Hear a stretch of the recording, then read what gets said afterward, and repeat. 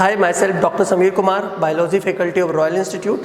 और जो आज का अपना टॉपिक है वो है बेटा प्लांट फिजियोलॉजी। तो 3-4 सिस्टम्स पढ़ने के बाद हम एक नया हटके थोड़ा जूलॉजी से बॉटनी पे जा रहे हैं। बॉटनी के अंदर जो हमारा टॉपिक है वो प्लांट फिजियोलॉजी। क्वेश्चंस की बात करें तो जेट में अगर लास्ट ईयर के पेपर को छोड़ दे तो इसका वेटेज 4 to 6 क्वेश्चन है। लास्ट ईयर ये इसके क्वेश्चंस के नंबर 2 थे, मतलब लास्ट ईयर जेट के अंदर 2 क्वेश्चन आए थे, अदरवाइज 4 to 6 आते थे। आईसीआर के अंदर आपको ये 2 to 3 कभी 4 क्वेश्चंस मिल जाएंगे, और नीट के अकॉर्डिंग भी देखें तो ये अच्छा वेटेज रखता है 3 to 4 क्वेश्चंस का, क्योंकि इसमें नंबर ऑफ चैप्टर्स जो है ना वो बहुत ज़्यादा कवर होते हैं। जैसे 11th एनसीईआरटी की अपन बात करें, 11th एनसीईआरटी की बात करें तो chapter number 11 to chapter number 15 यहाँ तक एनसीईआरटी कवर करती है, मतलब ऑलमोस्ट 5 चैप्टर जो है वो प्लांट फिजियोलॉजी के हैं। अब प्लांट फिजियोलॉजी में बेटा हमें पढ़ना क्या क्या है ये भी इंपॉर्टेंट है। प्लांट फिजियोलॉजी में हम सबसे पहले पढ़ेंगे फोटोसिंथेसिस। फोटोसिंथेसिस का मतलब हो गया बेटा प्रकाश संश्लेषण। तो सबसे पहले अपन क्या पढ़ेंगे? प्रकाश संश्लेषण पढ़ेंगे। लगभग 1 क्वेश्चन आता है इससे। इसके बाद सेकंड हमारा है प्लांट रेस्पिरेशन। प्लांट रेस्पिरेशन का मतलब हो गया कि पादप श्वसन, पादपों में किस प्रकार श्वसन प्रक्रिया होती है, ये सब अपन को पढ़ना है ना बेटा। तो ये हमारा एक हो गया। थर्ड इसी के अंदर पढ़ेंगे हम एंजाइम्स। एंजाइम प्लांट्स के अंदर रिलेटेड या हमारे अंदर कौन से एंजाइम्स होते हैं उनके बारे में बात करेंगे।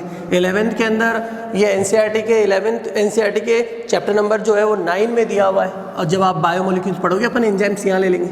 उसके अलावा हम यहाँ पढ़ेंगे प्लांट हार्मोन्स, कि प्लांट के हार्मोन कौन कौन से हैं, पादप में हार्मोन कौन कौन से होते हैं, तो प्लांट हार्मोन्स के लिए पढ़ेंगे। और उसके बाद हम पढ़ेंगे लास्ट प्लांट वाटर रिलेशनशिप। तो इस टॉपिक को, मतलब पादप जल संबंध को पढ़ने के बाद अपन इस चैप्टर को ओवर कर देंगे। तो ऑलमोस्ट 5 टॉपिक से तो 5 to 6 क्वेश्चंस में जेट में आते थे। बस लास्ट ईयर के पेपर में क्या हुआ कि 2 ही क्वेश्चंस आए, अदरवाइज आप जेट के पुराने पेपर्स में जाएंगे तो आपको 4 to 5 क्वेश्चंस इस चैप्टर से मिलेंगे। तो बेटा सबसे पहले अपन टॉपिक स्टार्ट करते हैं फोटोसिंथेसिस। फिर फोटोसिंथेसिस के बाद अपन चलेंगे रेस्पिरेशन के पास।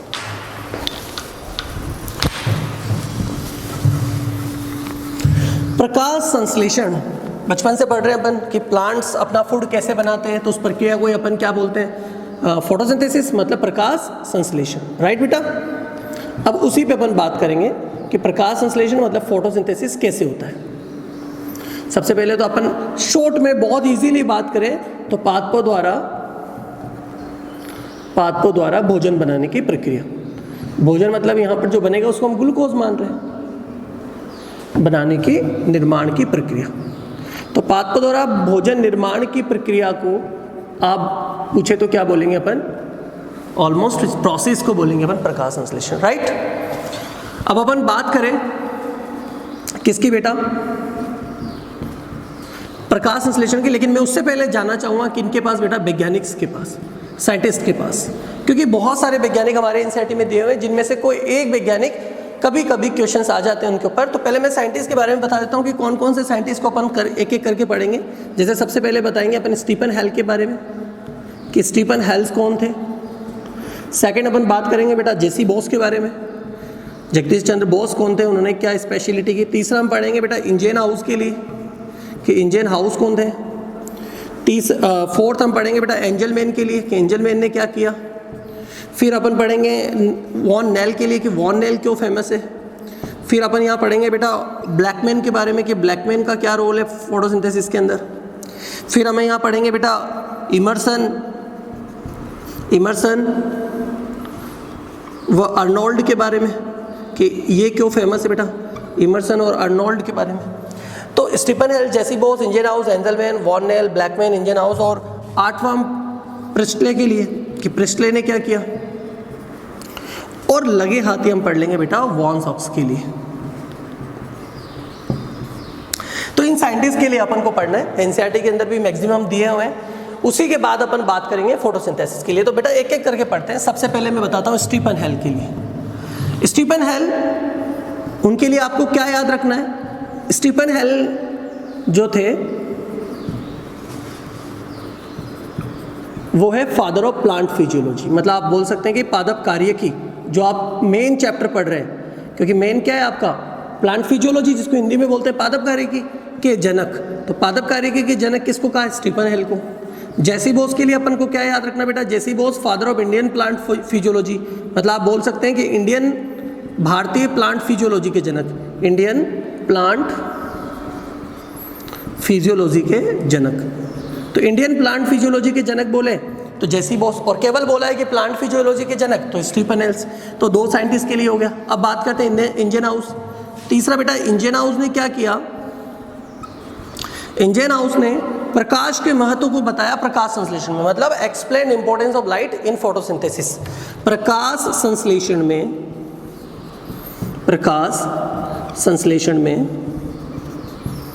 प्रकाश के महत्व को समझाया। मतलब इन्होंने पहले बताया कि प्रकाश संश्लेषण जो होता है वो प्रकाश की उपस्थिति में होता है। इन्होंने बताया कि पादप जो भोजन बनाते हैं वो लाइट की प्रेजेंस में बनाते हैं, प्रकाश की उपस्थिति में बनाते हैं। तो ये स्टीफन हेल्स, जेसी बोस और इंजनहाउस 3 साइंटिस्ट के लिए अपन ने पढ़ लिया। अपन बात करेंगे एंजलमैन का। एंजलमैन ने थोड़ा ज़्यादा काम किया, मतलब ज़्यादा एक्सप्लेन किया हुआ एनसीईआरटी के अंदर, तो हम इन्हें थोड़ा डिटेल में पढ़ेंगे कि क्या है। ध्यान रखना बेटा, इनको एक एक करके पढ़ रहे हैं अपन। तो सबसे पहले अपन चलते हैं एंजलमैन के पास। देखो एंजलमैन क्यों इतने फेमस है? एंजलमैन ने दिया था बेटा क्रियात्मक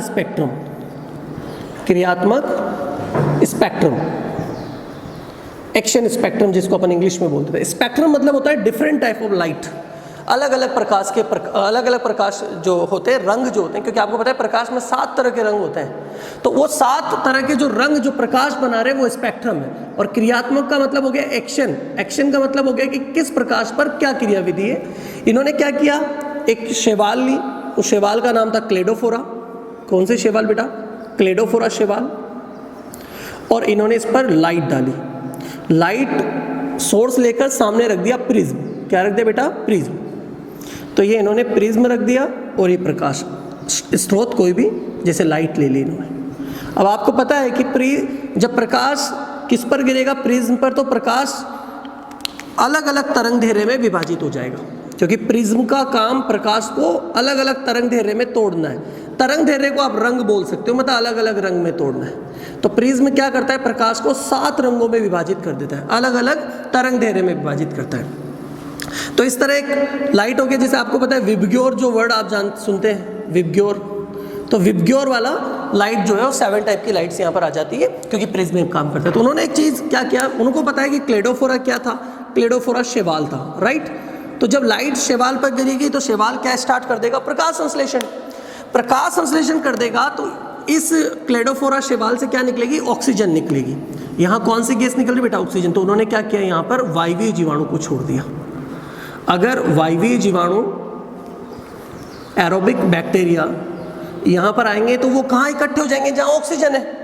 तो बेटा उन्होंने क्या देखा कि यहाँ पर जीवाणु इकट्ठे हो गए इस शैवाल के ऊपर। क्यों इकट्ठे हो गए जीवाणु? तो आप बोलेंगे सर क्योंकि यहाँ ऑक्सीजन निकल रही थी। तो बिल्कुल सही बात है, जब प्रकाश संश्लेषण होगा तो ऑक्सीजन निकलेगी, ऑक्सीजन निकलेगी तो जीवाणु यहाँ इकट्ठा हो गए ऑक्सीजन के। उन्होंने क्या देखा कि यहाँ पर कुछ जीवाणु ज़्यादा थे और यहाँ पर जीवाणुओं की संख्या और ज़्यादा थी। उन्होंने जब पता किया कि यहाँ कहाँ ज़्यादा है तो उन्होंने देखा कि ब्लू रंग पर ज़्यादा थी। जहाँ ब्लू कलर गिर रहा था ना, उस ब्लू कलर पर बैक्टीरिया ज़्यादा इकट्ठा हो गए थे। इसका मतलब यहाँ ऑक्सीजन ज़्यादा निकल रही थी। और ये सबसे ज़्यादा जो मिला उनको रेड कलर पे मिला, मतलब यहाँ ऑक्सीजन और ज़्यादा निकल रही थी। तो फिर उन्होंने बताया कि रेड लाइट पर सबसे ज़्यादा प्रकाश संश्लेषण होता है। सबसे ज़्यादा प्रकाश संश्लेषण होता है तो सबसे ज़्यादा ऑक्सीजन भी निकलती है। सबसे ज़्यादा ऑक्सीजन तभी निकलेगी जब सबसे ज़्यादा प्रकाश संश्लेषण होगा। सेकंड नंबर पे आता है ब्लू। तो उन्होंने कहा कि सर्वाधिक प्रकाश संश्लेषण जिस लाइट पर होता है वो कौन सी? रेड। तो प्रकाश संश्लेषण की सर्वाधिक दर पूछे तो हमें आंसर क्या देना है बेटा? प्रकाश संश्लेषण की सर्वाधिक दर के अंदर रेड, ब्लू। और सबसे कम भी याद रखना बेटा, सबसे कम प्रकाश संश्लेषण होता है हरे प्रकाश पर, ग्रीन लाइट पर। तो ग्रीन पर सबसे कम प्रकाश संश्लेषण है, लेकिन सबसे ज़्यादा प्रकाश संश्लेषण किस पे होता है बेटा? रेड पर। ये किसने बताया? ये एंजलमैन ने बताया with the help of Cladophora algae, Cladophora शैवाल की सहायता से बताया था। तो ये आपका हो गया कि भाई ये क्रियात्मक स्पेक्ट्रम क्या होता है? प्रकाश संश्लेषण। उन्होंने इसको ग्राफ की फॉर्म में भी समझाया। उन्होंने एक ग्राफ बनाया, यहाँ पर उन्होंने प्रकाश की तरंग दैर्घ्य को लिया, प्रकाश की तरंग दैर्घ्य को अपन लैम्डा से रिप्रेजेंट कर रहे हैं। और यहाँ पर इन्होंने लिया क्या बेटा? प्रकाश संश्लेषण की दर, प्रकाश संश्लेषण की दर ली। उन्होंने क्या देखा? एक ग्राफ बनाया उन्होंने ग्राफ में इस तरह का कुछ ग्राफ पाया कि प्रकाश संश्लेषण स्टार्ट हुआ और इस तरह का ग्राफ बना। ये जो सबसे कम आ रहा है बेटा ये ग्रीन लाइट, ये जो टॉप पर आ रहा है ये रेड लाइट नीचे, और ये जो उसके सेकंड नंबर पे आ रहा है वो ब्लू लाइट। इस तरह का ग्राफ रिप्रेजेंट करते हैं। ये प्रकाश संश्लेषण की दर को अलग अलग प्रकाश पर दर्शाता है। तो ये हो गया ग्राफ जहाँ रेड सबसे ज़्यादा है, ब्लू से कम है और सबसे कम ग्रीन है। ठीक है बेटा, ये किसके आधार पे बना है? इसी प्रयोग के आधार पे बना है। ये एंजलमैन ने दिया था क्रियात्मक स्पेक्ट्रम में। लगे हाथ एक चीज और बताता हूँ बेटा कि प्रकाश संश्लेषण की दर भले ही किस लाइट पर ज्यादा दिख रही है आपको, रेड लाइट पे ज्यादा दिख रही है, लेकिन अगर अपन इसको अवशोषण पे ले, ध्यान रखना थोड़ी डिफरेंट चीज बता रहा हूं मैं, कि इसी को अपन प्रकाश अवशोषण क्या ले तो पादप में मैं बोलूंगा कि ब्लू लाइट का ज्यादा अब्जॉर्प्शन होता है रेड की कंपेयरली। ब्लू लाइट का ज्यादा अब्जॉर्प्शन है जब अब्जॉर्प्शन देखा गया तो। मतलब इसी ग्राफ को अगर अपन बनाना चाहेंगे कि सेम ग्राफ है, ये तरंग दे रहे प्रकाश की जिसको लैम्बडा से रिप्रेजेंट कर रहा हूँ, और इधर मैं अवशोषण दर ले रहा हूँ। किसको ले रहा हूँ बेटा? प्रकाश संश्लेषण नहीं, अवशोषण दर ले रहा हूँ। तो ये ग्राफ मुझे कुछ इस तरह का मिलेगा बेटा। मतलब रेड इससे नीचे हो गया और ब्लू सबसे ज्यादा हो गया। ग्रीन तो सबसे कम है, अवशोषण में भी ग्रीन सबसे कम ही रहेगा, लेकिन रेड और ब्लू अपने अपने स्थान बदल लेते हैं कि ब्लू पर सर्वाधिक प्रकाश अवशोषण होता है, रेड पे उससे कम, लेकिन प्रकाश संश्लेषण की दर रेड पे ज्यादा होती है ब्लू की कंपेयरली। तो ये दोनों रिलेशन, दोनों ग्राफ याद रखना। और ये एंजलमैन ने बताया था क्लेडोफोर अशेवाल पे। तो अपन चलते हैं फिर साइंटिस्ट के पास बेटा। देखो क्या देखा आप लोगों ने?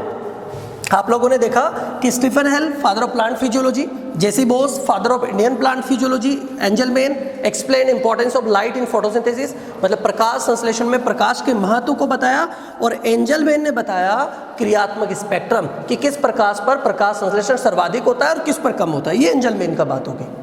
अब अपन बात करते हैं बेटा किसकी? वॉन नेल की। वॉन नेल की स्ट्रिप पढ़ते कि वॉन नेल ने क्या किया। सब इंपॉर्टेंट है बेटा, एक एक करके पढ़ना। देखो वॉन नेल के पास चलते हैं।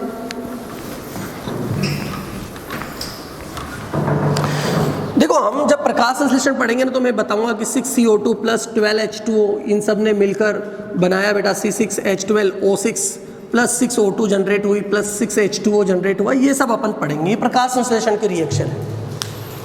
फिर मैं कहूंगा कि बेटा प्रकाश संश्लेषण में कौन सी गैस निकली? आप बोलेंगे ऑक्सीजन निकली। फिर मेरा नेक्स्ट क्वेश्चन होगा बेटा ये ऑक्सीजन कहाँ से आई? तो आप कंफ्यूज हो जाएंगे। आपके पास दो ऑप्शन होंगे, यार ये जल से भी आ सकती है या CO2 से भी आ सकती है, क्योंकि CO2 के पास भी ऑक्सीजन है और जल के पास भी ऑक्सीजन है। ये सबसे पहले प्रूव किया वॉन नेल ने कि प्रकाश संश्लेषण में जो ऑक्सीजन निकल रही है वो जल से आती है। प्रकाश संश्लेषण ऑक्सीजन कहां से आती है? जल से। उन्होंने क्या किया? 6CO2 की जगह H2S ले लिया, तो उन्होंने क्या देखा? ऑक्सीजन बंद हो गई। कौन सी गैस निकलने लग गई? सल्फर। तो उन्होंने H2H की सहायता से सिद्ध किया कि प्रकाश संश्लेषण की ऑक्सीजन कहां से आती है? जल से आती है। Very important. और जल का प्रयोग सबसे पहले ब्लू ग्रीन एल्गी ने किया था, इसलिए अपन कहते हैं कि ऑक्सीजन का उत्पादन भी सबसे पहले किसने किया था? ब्लू ग्रीन एल्गी ने। बल्कि प्रकाश संश्लेषण तो जीवाणु ने स्टार्ट किया था, लेकिन जीवाणु जो प्रकाश संश्लेषण करते थे ना बेटा, वो जल नहीं लेते थे, H2S लेते थे, इसलिए जीवाणु प्रकाश संश्लेषण में सल्फर गैस निकलती थी।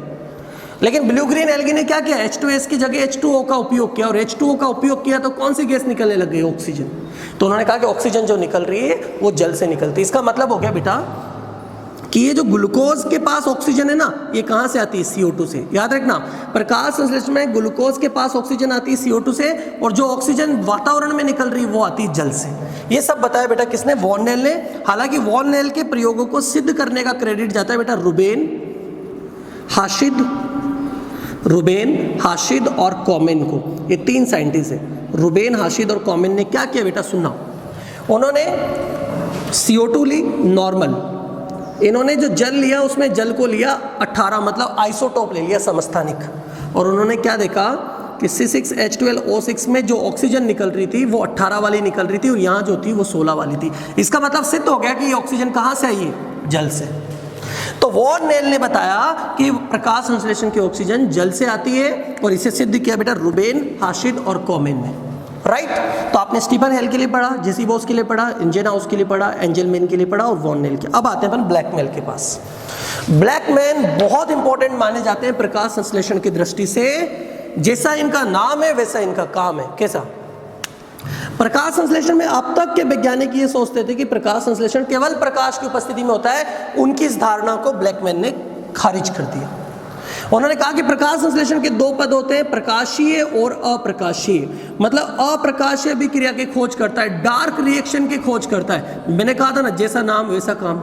ब्लैकमैन मतलब प्रकाश, अंधकार सॉरी, और वही अंधकार अभिक्रिया की खोज की।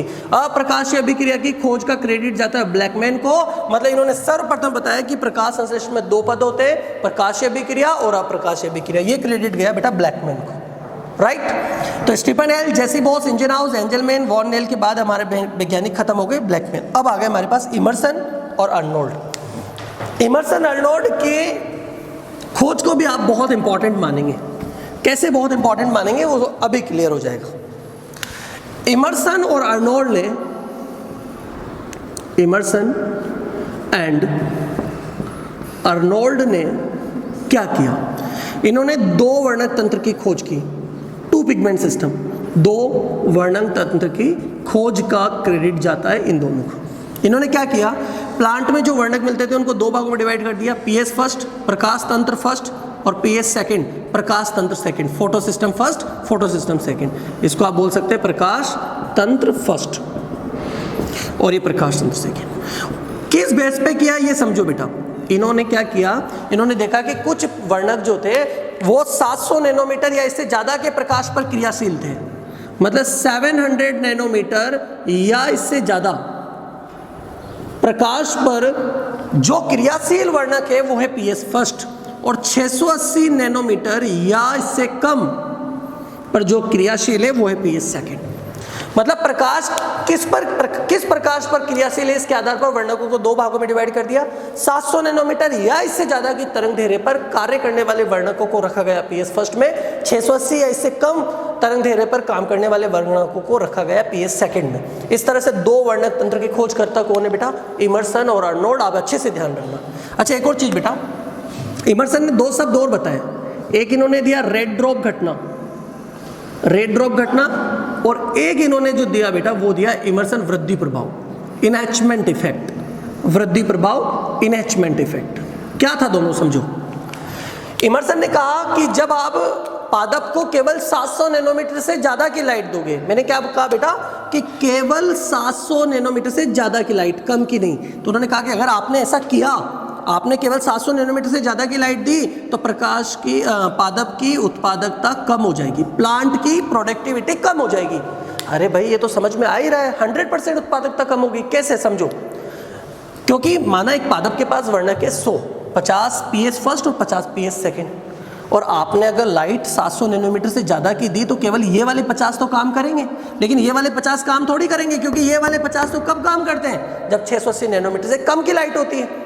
तो जब 100 में से 50 ही वर्णक काम करेंगे तो भाई प्रोडक्टिविटी तो गिरेगी ना, और इस प्रोडक्टिविटी गिरने को ही क्या बोलते हैं? रेड ड्रॉप घटना। वेरी इंपॉर्टेंट, रेड ड्रॉप घटना किसने दी? इमर्सन ने। उन्होंने कहा कि जब 700 नैनोमीटर से ज्यादा की लाइट डालोगे तो पादपों की उत्पादकता कम हो जाएगी। अगर आपको कारण पूछे तो आप बोलेंगे क्योंकि पीएस सेकंड अक्रियाशील होते हैं। ये तो पहली चीज। फिर उन्होंने इसी बात को पलटकर बोल दिया कि अपन ने मिश्रित प्रकाश डाला, मिश्रित मतलब 700 से ज्यादा का भी और 700 से कम का भी, तो पादपों की उत्पादकता बढ़ जाएगी। इसको बोला वृद्धि प्रभाव। हाँ तो होना ही है ना बेटा, जब मिश्रित प्रकाश डालोगे तो कुछ काम करेंगे 700 से ऊपर वाले भी और कुछ काम करेंगे 680 से कम वाले भी, मतलब 100 के 100 वर्णक काम करेंगे तो पादपों की उत्पादकता क्या होगी? बढ़ जाएगी। इसी को कहा जाता है वृद्धि प्रभाव, इनएचमेंट इफेक्ट। दोनों के दोनों इमर्सन ने दी। तो रेड ड्रॉप घटना, वृद्धि प्रभाव अपन ने समझ लिया, और ये पीएस फर्स्ट और पीएस सेकंड किसने दिया बेटा? इमर्सन और अर्नोल्ड ने। तो हमने इन साइंटिस्ट के बारे में पढ़ लिया। अब हमारे दो साइंटिस्ट और बचे हैं बेटा, प्रिस्टले और वॉन सॉक्स। इनके बारे में भी बात कर लेते हैं। वॉन शेष भी कहा जाता है इनको, आप इंग्लिश वर्ड याद रखना। वॉन शेष भी बोल सकते हैं इनको, या फिर अपन प्रिस्टले भी इनको बोल सकते हैं। सुनो देखो क्या है। प्रिस्टले ने किया प्रिस्टले प्रयोग, जिसको बेलजार प्रयोग कहा जाता है। इन्होंने क्या किया? बेलजार लिया, ये जार ले लिया, इसको इनके प्रयोग को कहा जाता है बेटा बेलजार प्रयोग, बेलजार एक्सपेरिमेंट। याद रखना, बेलजार प्रयोग किसने किया? प्रिस्टले ने। प्रिस्टले ने क्या किया? प्रिस्टले ने एक कैंडल ली, एक मोमबत्ती ली और जला दी, राइट, और उन्होंने एक चूहा छोड़ दिया। तो कुछ टाइम बाद क्या देखा कि चूहा मृत हो गया और मोमबत्ती बुझ गई, जलना बंद हो गई। ऐसा क्यों हुआ? क्योंकि इस बेलजार के अंदर जो ऑक्सीजन थी ना, वो ऑक्सीजन जलने में भी यूज हुई, क्योंकि आपको पता है ऑक्सीजन के बिना कोई जल नहीं सकता, और प्लस इस ऑक्सीजन का उपयोग इसने भी किया श्वसन में। तो श्वसन और जलने दोनों में ऑक्सीजन का यूज हुआ, तो ऑक्सीजन खत्म हो गई कुछ देर में। ऑक्सीजन खत्म हो गई तो चूहा भी मर गया और ये जलना भी बंद हो गई, बुझ गई मतलब। फिर उन्होंने क्या किया, उन्होंने इसी कैंडल को दोबारा लिया, जला दिया और वापस चूहा छोड़ दिया इसके अंदर, लेकिन साथ में इन्होंने एक गमला रख दिया जिसमें कुछ पौधे थे, राइट। इन्होंने क्या देखा कि लंबे समय तक मोमबत्ती जलती रही और चूहा भी जीवित रहा। कैसे?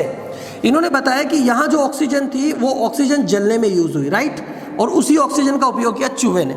लेकिन चूहा जब ऑक्सीजन का उपयोग करता है तो बदले में श्वसन में क्या छूट जाती है, CO2, और जलने से भी क्या उत्पन्न होती है, CO2। यहाँ भी होती थी, यहाँ CO2 बढ़ गई थी। फिर क्या किया, इस CO2 को पकड़ा पादप ने, इस CO2 को पकड़ा पादप ने, और पादप ने प्रकाश संश्लेषण किया और कौन सी गैस छोड़ी, O2, जो O2 वापस इनके उपयोग में आ गई। तो ये एक साइकिल बन गया, एक चक्र बन गया कि जलने से या श्वसन में जो CO2 निकल रही है उसको पादप पकड़ रहा है और पादप वापस ऑक्सीजन बना रहा है, जिससे वो दोनों काम हो रहे हैं। इस तरह इन्होंने समझाया कि प्रकृति में भी यही चक्र चलता है कि जिस ऑक्सीजन को आप श्वसन में ले लेते हैं, मतलब हम जीव, या जिस ऑक्सीजन को आप जला देते हो, या जिस ऑक्सीजन को कैसे भी आप खत्म कर देते हो, उस ऑक्सीजन को दोबारा वातावरण में लाने का काम करते हैं प्लांट्स। वायुमंडल में ऑक्सीजन को रिस्टोर करने का काम करते हैं कौन, प्लांट्स। पादपों का काम ऑक्सीजन को रिस्टोर करना है। हालांकि उस समय ये प्रिस्टले ऑक्सीजन को नहीं जानते थे, इसलिए प्रिस्टले ने केवल इतना कहा कि पादप जो है वो अशुद्ध वायु को शुद्ध कर देते हैं, अशुद्ध वायु को क्या कर देते हैं, शुद्ध बात। लेकिन हमें पता है कि अशुद्ध का मतलब ऑक्सीजन की कमी से है और यहाँ ऑक्सीजन की उपलब्धता से। हम बोल सकते हैं कि ऑक्सीजन जिसका हम उपयोग कर देते हैं, पादप उसको रिस्टोर करते हैं। ये कहाँ से आया, प्रिस्टले के प्रयोग से। पादप अशुद्ध वायु को शुद्ध करते हैं, ये वर्ड किसने दिया, प्रिस्टले ने, प्रयोग की सहायता से, वेलजार प्रयोग की सहायता से। बाद में इसी ऑक्सीजन के खोजकर्ता भी कौन थे बेटा, प्रिस्टले। तो ऑक्सीजन के खोजकर्ता प्रिस्टले थे, अशुद्ध वायु को शुद्ध किया जाता है, ये भी किसने कहा, प्रिस्टले ने कहा। अब हमारे पास लास्ट बचे बेटा वॉन सॉक्स। इन्होंने कहा कि प्लांट्स में जो उत्पाद बनता है प्रकाश संश्लेषण से, वो ग्लूकोज बनता है, और ग्लूकोज किसके रूप में संचित रहता है, स्टार्च के रूप में संचित रहता है। तो स्टार्च के रूप में ग्लूकोज का संचय होता है, ये भी किसने कहा, वॉन सॉक्स ने। और ग्लूकोज का निर्माण होता है, ये भी किसने बताया, वॉन सॉक्स ने। तो वॉन सॉक्स इसलिए इंपॉर्टेंट है कि प्रकाश संश्लेषण के उत्पादों के बारे में वॉन सॉक्स ने बताया। अच्छा, एक चीज और ध्यान रखना बेटा, वॉन सॉक्स प्लांट ग्रोथ जो ग्राफ है, पादप वृद्धि का जो ग्राफ है, ये भी इन्होंने ही दिया था। पादप वृद्धि ग्राफ ये भी इन्होंने दिया था। और ग्लूकोज प्रथम उत्पाद है जो स्टार्च के रूप में संचित होता है। मतलब दृश्य उत्पाद पूछे तो दृश्य उत्पाद आप बोलेंगे स्टार्च को। पादपों का दृश्य उत्पाद कौन है बेटा, स्टार्च। लेकिन बनता कौन है, ग्लूकोज। ये सब किसने बताया, वॉन सॉक्स ने। बेलजार प्रयोग किसने किया, प्रिस्टले ने। अशुद्ध वायु को शुद्ध करते हैं पादप, किसने कहा, प्रिस्टले ने। ऑक्सीजन की खोज करता कौन है बेटा, प्रिस्टले। इमर्सन अर्नोल्ड दो वर्णक तंत्र की खोज की, वृद्धि प्रभाव और रेड ग्रोव घटना दी। ब्लैकमैन प्रकाश संश्लेषण में अप्रकाश्य अभिक्रिया होती है, ब्लैकमैन ने बताया। ऑक्सीजन जल से निकलती, वॉर्नेल ने बताया। क्रियात्मक स्पेक्ट्रम एंजलमैन ने बताया। प्रकाश की उपलब्धता को इंजेनहाउस ने समझाया। भारतीय प्लांट फिजियोलॉजी के जनक जेसी बॉस और वर्ल्ड प्लांट फिजियोलॉजी के जनक स्टीफन हेल्स, ये साइंटिस्ट के बारे में बात हो गई। राइट बेटा, ये सब एनसीईआरटी के साइंटिस्ट है जो हमने कंप्लीट किए। अच्छा, एक चीज हमारी एनसीईआरटी के अंदर एक प्रयोग दिया हुआ है जिसमें CO2 की इंपॉर्टेंस बता रखा है। मतलब अभी तक क्या क्लियर नहीं हुआ, अभी तक हमें यही लग रहा था कि प्रकाश संश्लेषण में प्रकाश जरूरी है। लेकिन एक प्रयोग है जिसे हम हाफ लीप प्रयोग बोलते हैं, आधिपत्य प्रयोग। क्या बोलेंगे हम उसको बेटा, हाफ लीप प्रयोग। हाफ लीप एक्सपेरिमेंट क्या बोलता है, हाफ लीफ एक्सपेरिमेंट आधिपत्य प्रयोग जो है वो CO2 की उपलब्धता को बताता है, CO2 की इंपॉर्टेंस को, CO2 के महत्व को बताता है, महत्व को एक्सप्लेन करता है कि प्रकाश संश्लेषण में CO2 का भी योगदान है। कैसे, एक लीफ है, थोड़ी बड़ी बना दी लेकिन कोई बात नहीं। इन्होंने क्या किया, इस लीफ को दो भाग बना दिए। एक बेलजार के अंदर पैक कर दिया इस भाग को, और एक को बाहर रहने दिया। आप यूँ भी बोल सकते हैं कि एक पादप ले लिया, इस पादप की एक पत्ती को तो उन्होंने बेलजार में पैक कर दिया और एक को खुला छोड़ दिया। कैसे भी करो, आपको तो एक्सपेरिमेंट समझ में आना चाहिए बेटा। उन्होंने क्या देखा, उन्होंने इसके अंदर KOH डाल दिया। KOH इसलिए डाला कि इस फ्लास्क के अंदर जितनी CO2 थी ना, उसको ऑब्जॉर्व कर लेगा KOH। KOH ने क्या किया, पूरी CO2 को अवशोषित कर लिया। अब इस फ्लास्क में CO2 नहीं थी, इसको लाइट में डाल दिया। उन्होंने कुछ देर बाद क्या देखा कि जो बाहर वाला भाग था ना, इसमें तो प्रकाश संश्लेषण से स्टार्च बना, लेकिन ये जो अंदर था इसमें स्टार्च नहीं निर्मित हुआ। इसका कारण क्या था? इसका कारण था कि यहाँ CO2 नहीं थी तो प्रकाश संश्लेषण नहीं हुआ, प्रकाश संश्लेषण नहीं हुआ तो ग्लूकोज नहीं बना, मतलब स्टार्च नहीं बना। लेकिन यहाँ CO2 थी तो ग्लूकोज बना तो स्टार्च बना। मतलब CO2 इंपॉर्टेंट होता है फोटोसिंथेसिस में। ये एक्सपेरिमेंट इसे एक्सप्लेन करता है, ये एक्सपेरिमेंट हाफ लीप एक्सपेरिमेंट, आधा पत्ती प्रयोग। क्वेश्चन आते हैं कि कौन सा CO2 के महत्व को बताता है, तो प्रयोग का नाम याद रखना है और KOH यहाँ क्यों डाला गया, ताकि फ्लास्क की CO2 को ये अवशोषित कर ले, ताकि यहाँ पर CO2 एब्सेंस हो जाए। ये प्रयोग है हाफ लीप एक्सपेरिमेंट और ये साइंटिस्टों की बात हमारी हुई खत्म। प्रकाश संश्लेषण में हमने सबसे पहले क्या पढ़ लिया बेटा? साइंटिस्ट। अब अपन बात करते हैं, तो बेटा साइंटिस्ट से आगे अपन बात करते हैं अब प्रकाश संश्लेषण की। प्रकाश संश्लेषण 6CO2 प्लस 12H2O मिलकर बनाया C6H12O6, साथ में निकलेगी 6CO2 एंड 6H2। ये प्रकाश संश्लेषण की प्रक्रिया है। राइट बेटा, देखो आपने कहा कि जो ऑक्सीजन निकल रही है वो कहाँ से आ रही है? जल से। और आपने कहा कि ये CO2 कहाँ जा रही है? ग्लूकोज बनाने में। अब मतलब इसका मतलब है कि जल से जब ऑक्सीजन निकल रही है तो जल का तो क्या हो रहा है यहाँ पर? ऑक्सीकरण, ऑक्सीडेशन। और CO2 का क्या हो रहा है बेटा? अपचयन। मतलब आप बोल सकते हैं कि प्रकाश संश्लेषण एक रेडॉक्स प्रक्रिया है। कैसी प्रक्रिया बेटा? रेडॉक्स। दोनों हो रहे, लेकिन अगर रेडॉक्स ऑप्शन में नहीं है ना बेटा, तो आप आंसर लगा सकते हैं अपचयन प्रक्रिया, क्योंकि ग्लूकोज बनना फोटोसिंथेसिस का मेन कैरेक्टर है। प्रकाश संश्लेषण से रेडॉक्स होना चाहिए, लेकिन नहीं ऑप्शन में, तो आंसर क्या लगा सकते हैं अपन? अपचयन। किसका ऑक्सीकरण हो रहा है ये तो पता चल ही रहा है। अच्छा, एक और चीज़, यहाँ कुछ बनता है और जहाँ कुछ बनता है उस प्रक्रिया को हम बोलते हैं एनाबोलिक प्रोसेस। ये कैसा प्रोसेस है बेटा? एनाबोलिक अभिक्रिया है, एनाबोलिक रिएक्शन है। एनाबोलिक मतलब हिंदी में आप बोल देंगे इसको उपचय अभिक्रिया, उपचय एनाबोलिक प्रोसेस है, क्योंकि कुछ बन रहा है। कैटाबोलिक मतलब टूटना और एनाबोलिक मतलब बनना। तो एक एनाबोलिक प्रोसेस है, एक उपचय प्रक्रिया है ये तो दूसरी बात। तीसरा, यहाँ ऊर्जा का उपयोग होता है किसके रूप में बेटा? प्रकाश के रूप में। और ये किसके प्रेजेंस में होती है बेटा? क्लोरोफिल पिगमेंट के प्रेजेंस में होती है। तो प्रकाश की यूज हो रहा है, उपयोग हो रहा है, मतलब ये कैसी प्रक्रिया है बेटा? ऊष्माशोषी प्रक्रिया, ऊष्माशोषी, एंडोथर्मिक प्रोसेस हम इस इंग्लिश में बोलते हैं। ऊष्माशोषी की जगह एंडोथर्मिक प्रोसेस हम इसको बोल सकते हैं। ऊष्माशोषी प्रक्रिया एंडोथर्मिक प्रोसेस है, ऊर्जा का उपयोग होता है। एनाबोलिक है क्योंकि कुछ बनता है, मतलब उपचय। आप इंग्लिश टर्म का ज़्यादा यूज रखना बेटा। और प्रकाश संश्लेषण रेडॉक्स मतलब अपचयन प्रक्रिया है। तो ये तीनों पॉइंट तो हमारे इससे रिलेटेड हो गए। प्रकाश संश्लेषण क्या है? अब प्रकाश संश्लेषण में किस किस का यूज हुआ, हम थोड़ा सा उन पर बात कर लेते हैं, क्योंकि प्रकाश संश्लेषण के लिए बहुत जरूरी है बेटा वर्णक। तो हम प्रकाश संश्लेषण स्टार्ट करें उससे पहले मैं वर्णकों की थोड़ी बात करना चाहूँगा, फिर प्रकाश संश्लेषण वापस स्टार्ट कर लूँगा। हाँ, थोड़ी बातें मैं बता देता हूँ कि पहला प्रकाश संश्लेषण, फर्स्ट फोटोसिंथेसिस, या पहला जो ये प्रकाश संश्लेषण है किसने किया? तो पहला प्रकाश संश्लेषण का क्रेडिट जाता है बेटा बैक्टीरिया, जीवाणु, with the help of H2S। किसकी सहायता से बेटा? H2S की सहायता से, H2S की सहायता से। लेकिन फर्स्ट O2 निष्कासन जो हुआ वो किसने किया बेटा? ब्लू ग्रीन एल्गी ने, नील अरिष्य वालों ने, BZA ने। पहली बार ऑक्सीजन का उत्पादन किया BZA ने, लेकिन पहला प्रकाश संश्लेषण किसने किया था? जीवाणु ने। अच्छा बेटा, एकमात्र पादप है कसकूटा। कसकूटा प्रकाश संश्लेषण नहीं करता, पादप है फिर भी प्रकाश संश्लेषण नहीं करता। एक तो ये याद ये रखना कि प्रकाश संश्लेषण कौन सा पादप नहीं करता? तो कसकूटा नहीं। ठीक बेटा, कौन सा जंतु है जो प्रकाश संश्लेषण करता है? तो आपको पता है युग्लिना। युग्लिना ऐसा जंतु है जो क्या करता है बेटा? प्रकाश संश्लेषण करता है, प्रकाश संश्लेषण करता है। तो ये कुछ रटने वाली बातें हैं, ये आप याद रखने का। युग्लिना एक जंतु है, कसकोटा पादप। कसकोटा मतलब बेटा अमरबेल। अमरबेल ऐसा पादप है जो नहीं करता, क्योंकि दूसरे के तने पर निर्भर करता है। पहला ऑक्सीजन किसने निकाला? ब्लू ग्रीन एल्गी ने, लेकिन पहला प्रकाश संश्लेषण किसने किया था? जीवाणु ने। ये तो इसके लिए बेसिक है और ये रटना होती है, इन बातों को आप एक बार याद रख लेना, बस इंपॉर्टेंट है थोड़ा सा। चलो अब अपन बात करते हैं। मैंने एक बात की थी कि मैं प्रकाश संश्लेषण पढ़ाना स्टार्ट कर रहा हूँ, लेकिन मैं इसमें सबसे पहले वर्णकों को बताना चाहूँगा कि वर्णक क्या है। सबसे पहले मैं वर्णकों को दो भागों में डिवाइड करूँगा उनके कार्य के आधार पर।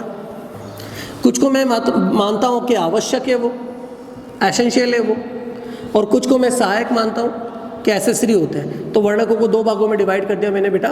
PS फर्स्ट PS सेकंड तो अंडा और उसका था, मैं यहाँ नॉर्मली कार्य के आधार पे कर रहा हूँ, आवश्यक और सहायक। आवश्यक वर्णक क्या बनाते हैं? रिएक्शन सेंटर बनाते हैं, अभिक्रिया केंद्र बनाते हैं। तो रिएक्शन सेंटर का निर्माण, तो रिएक्शन सेंटर किसका बना होता है बेटा? रिएक्शन सेंटर बना होता है आवश्यक का, और इसमें आपने रखा बेटा क्लोरोफिल ए को।